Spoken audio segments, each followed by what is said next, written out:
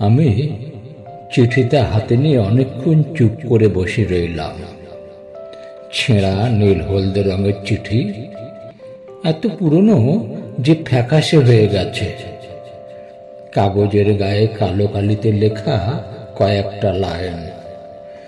চিঠির খামটা হাতে নিয়ে নাড়াচাড়া করলাম।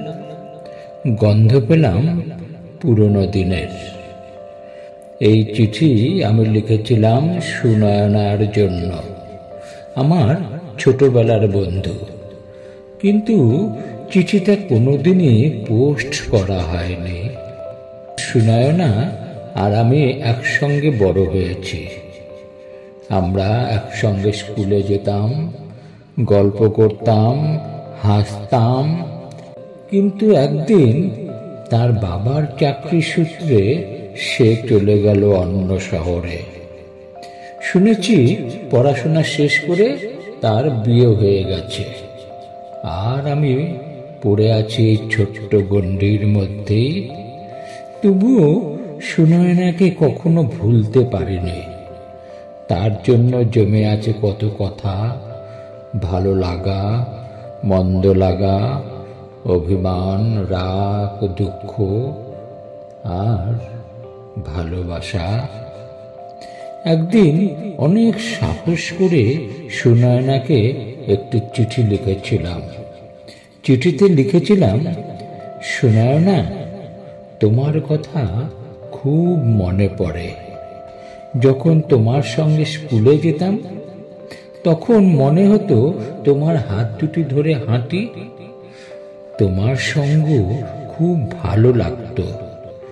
কিন্তু তুমি চলে যাওয়ার পর বুঝতে পারলাম আমি কেবল তোমার বন্ধু নই, তোমাকে আমি ভালোবেসে ফেলেছি। হয়তো এসব বলার কোনো অধিকার আমার নেই, তবু মনে হলো তোমার জানা উচিত। যদি কখনো ফিরে আসো, আমি তোমার পথ চেয়ে থাকব। চিঠিটা লেখা হলেও কখনো পাঠানোর সাহস হয়নি। অনেকবার ডাক বাক্সের সামনে গিয়ে ফিরে এসেছি। আজ অনেক বছর পর পুরনো কিছু খুঁজতে গিয়ে সেই চিঠিটা আবার হাতে পেলাম। পড়তে পড়তে চোখে পানি এসে গেল। সুনয়নার সঙ্গে কত বছর দেখা হয়নি। কোথায় আছে সে, কেমন আছে, কিছুই জানে না। চিঠিটা আবার ভাঁজ করে রেখে দিলাম। এই চিঠি হয়তো আর কখনো পাঠানো হবে না। তবে এটা আমার জীবনের এক অসমাপ্ত গল্প হয়ে থেকে যাবে, বেয়ারিং চিঠির মতো, যা শুধু আমারই